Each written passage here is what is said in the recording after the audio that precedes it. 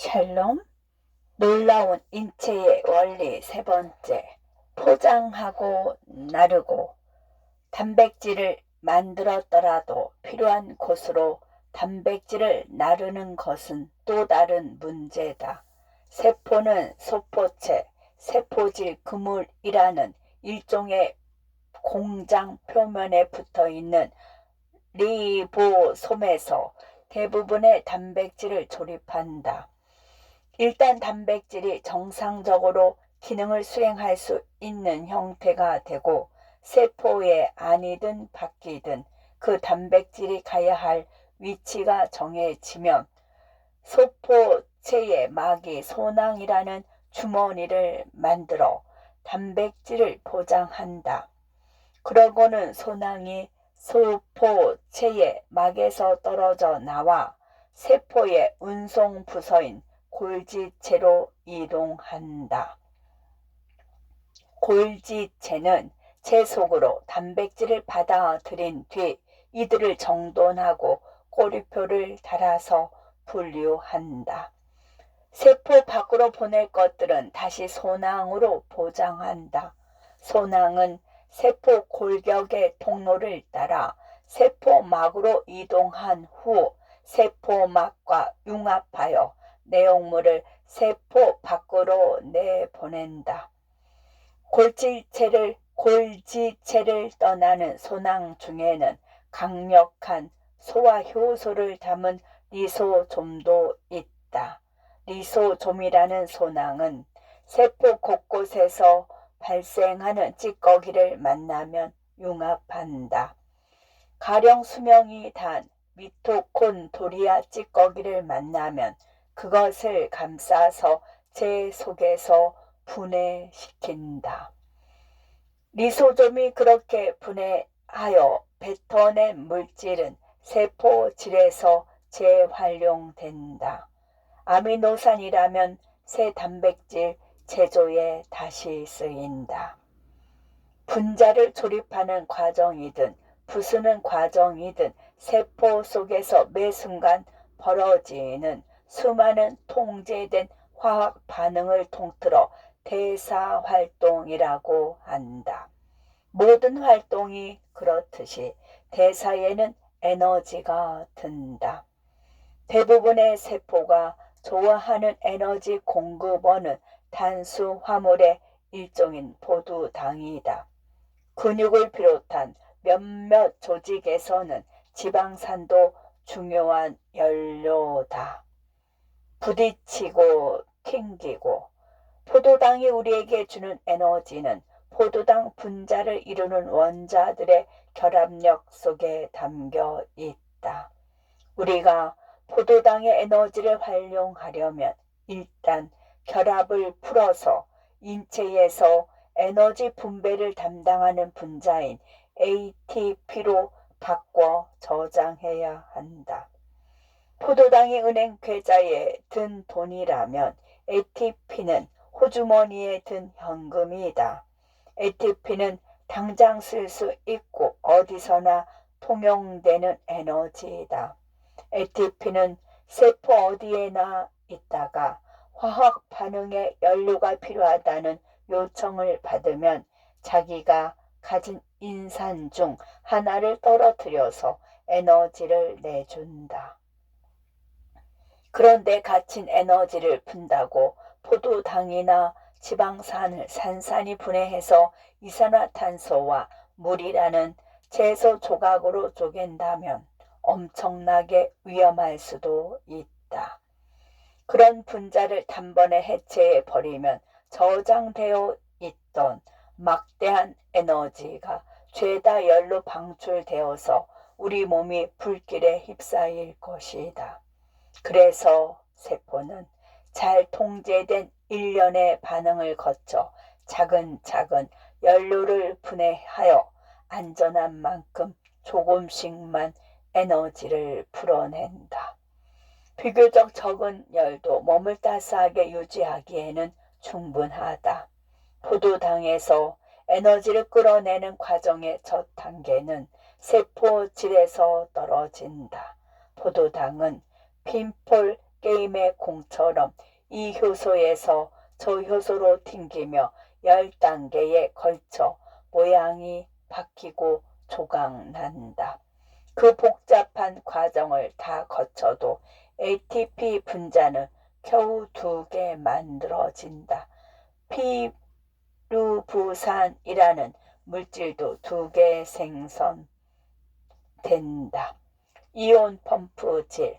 포도당 분자에 갇힌 에너지 중 세포질에서 배출되는 것은 10%뿐이다. 나머지 90%를 끌어내는 일은 세포의 개인 발전기인 미토콘드리아가 맡는다. 이 전문적 구조물은 세포에게 DNA와 다른 자신만의 DNA를 갖고 있기 때문에 세포의 동제자인 핵으로부터 어느 정도는 독립되어 있다. 덕분에 만약 세포의 에너지 수요가 갑자기 늘어나면 미토콘드리아는 독자적으로 분열하여 재빨리 에너지 공급을 늘릴 수 있다. 미토콘드리아는 막이 2겹이다. 바깥막은 매끄럽고 안쪽 막은 구불구불 주름져 있다. 안쪽 막에 붙어있는 효소는 일련의 단계를 거쳐 피루부산을 분해하고 그 과정에서 우리가 날숨으로 배출할 이산화탄소 노폐물을 만든다. 중요한 점은 이때 에너지를 지닌 수소도 생긴다는 것이다. 이 수소 원자는 주름진 안쪽 막에서 양성자 H+와 에너지가 풍부한 전자로 쪼개진다. 이 전자들은 에너지를 서서히 내놓으면서 막 사이 공간에서 양성자를 펌프질에 내보낸다. 그러면 양성자는 막 양쪽의 농도 평형을 회복하려고 다시 안으로 미끄러져 들어온다. 이 과정에서 세포의 에너지 요구를 만족시키기에 충분한 ATP가 생성된다. 그리고 마지막 단계에서 우리가 끊임없이 들이마시는 산소 분자가 드디어 제 역할을 한다. 산소는 에너지가 고갈된 전자와 수소 이온을 싹 흩어서 위험하지 않은 쓰레기 물질인 물로 바꿔 놓는다. 위대한 갈라짐. 우리는 누구나 하나의 세포로 시작했다. 만약 어미 세포가 제 목숨을 희생하여 자신과 동일한 두 후손 세포로 갈라지는 세포 분열 과정이 없었다면 우리는 아마 끝까지 하나의 세포로 남았을 것이다. 하지만 세포 분열로 생겨난 후손들이 곧 스스로 어미가 되어 분열하고 이런 분열이 몇 백만 번 반복된다. 이런 분열이 몇 백만 번 반복되다 보면 한 인간을 만들기에 충분한 세포가 생성된다. 세포 분열은 인체가 자라는 데 필요한 세포들을 공급하는 것은 물론이고 수명이 다 되었거나 때에 이르게 죽은 선배 세포들의 빈자리를 메꿔서 손상된 부분을 수선할 세포도 공급한다. DNA 복제. 세포 하나하나가 정확한 DNA 지침에 따라 작동해야만 몸이 만들어질 수 있기 때문에 어미 세포는 분열을 시작하기 전에 먼저 후손을 위해 DNA부터 정확하게 복사한다. 복제는 주로 효소로 구성된 분자 장치가 DNA 한 끝을 둘러싸면서 시작된다. 그러면 DNA 분자의 이중 나선이 약간 풀리며 양쪽 가닥에 염기가 노출되고 이 염기에 정확하게 들어맞는 DNA 뉴클레오티드가 각 가닥에 와서 붙는다. 이 조립 장치는 착착 앞으로 나아가고 이 과정에서 완벽하게 들어맞는 새 짝을 찾은 DNA 가닥은 다시 이중 나선으로 감긴다. 이렇게 해서 동일한 DNA 분자 두 개가 만들어지는 것이다. DNA 분자는 다양한 단백질과 함께 꼬이고 감겨서 더 빽빽하게 압축된다. 압축된 DNA 가닥을 염색 분체라고 하며 동일한 염색 분체 두 개가 연결된 것이 하나의 염색체이다. 막이 열리고 쇼가 시작되다. 세포의 지침이 담긴 DNA 분자는 연약해서 쉽게 부서진다.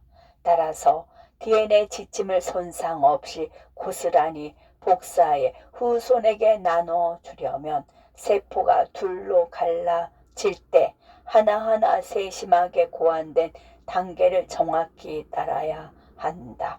우선 세포 분열에 앞서 새 단백질을 만들어야 하고 미토콘드리아 같은 구성 요소를 2배로 불려야 하고 DNA를 복제해야 하고 ATP를 비축해야 한다. 세포는 감기, 살기라고 불리는 기간 동안에 이런 준비를 한다. 감기가 끝나면 유사 분열이라고 하는 체세포 분열이 본격적으로 펼쳐진다. 분열에는 5단계가 있고 각 단계는 물 흐르듯 다음 단계로 이어진다. 체세포 분열 초기에 DNA는 좀 더 튼튼한 염색체 형태로 뭉친다. 안전하게 갈라지고 재배치될 준비를 하는 것이다. 체세포 분열이 끝나면 마지막으로 세포가 둘로 갈라진다. 이제 정확하게 복제되어 반씩 나는 염색체들이 두 세포에 각각 들어가 있다. 이제 염색체들의 공연이 끝난 것 같아 수고하신 체세포 분열에게 박수를 하고 외치기도 전에 두 후손 세포는 벌써 감기로 돌입하여 다음 분열을 준비하기 시작한다. 1. 전기. 체세포 분열이 시작되면 복제된 DNA 가닥들이 압축되어 염색 분체를 이루고 그 염색 분체 2개가 붙어서 하나의 염색체를 형성한다.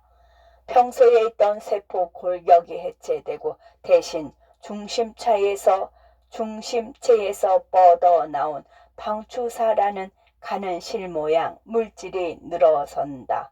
방추사는 염색체들의 춤을 감독한다. 2. 전중기. 핵막이 해체되기 시작한다. 방추사를 만들어낸 중심체가 세포의 양 끝으로 이동하여 두 극을 형성한다. 양 극에서 나온 방추사들이 세포 중앙에서 서로 만난다. 나머지 방추사들은 염색 분체를 하나씩 붙잡아 극에 연결한다. 3. 중기. 방추사가 46개의 염색체를 밀고 당겨서 나란히 작별의 군물을 출 장소로 배치한다. 양극의 중간 지점인 적도면에 염색체들이 늘어선다. 4. 후기. 갑자기 각 염색체의 동일한 두 염색 분체가 뜯어진다. 각 염색 분체는 이제 염색체라 분리 자격을 갖게 되며 서로 반대편 극으로 끌려간다. 방추사들이 양극을 더 멀리 밀어낸다. 5. 말기. 세포는 양쪽으로 점점 더 길어지고 세포 양 끝으로 이동한 염색체들은 방추사에서 풀려난다. 핵막이 다시 나타나 그들을 둘러싸면 안전해진 염색체들은 꼬였던 것을 푼다. 방추사는 분해되어 사라지지만 적도면에는 액틴 잔섬유와 미오신 단백질로 만들어진 고리가 남는다. 액틴과 미오신은 근육세포를 수축시켜 우리 몸을 움직이는 일에도 참여하는 물질이다. 6. 세포질 분열. 제세포 분열이 끝났다. 이제 세포는 염색체가 채워진 핵 2개를 갖게 됐다. 하지만 이 상태는 오래가지 않는다. 세포의 중간을 둘러싼 액틴과 묘신 고리가 수축하기 시작하여 결국 세포를 두 동강 낸다. 엄마 잃은 두 쌍둥이 세포가 탄생했다. 샬롬.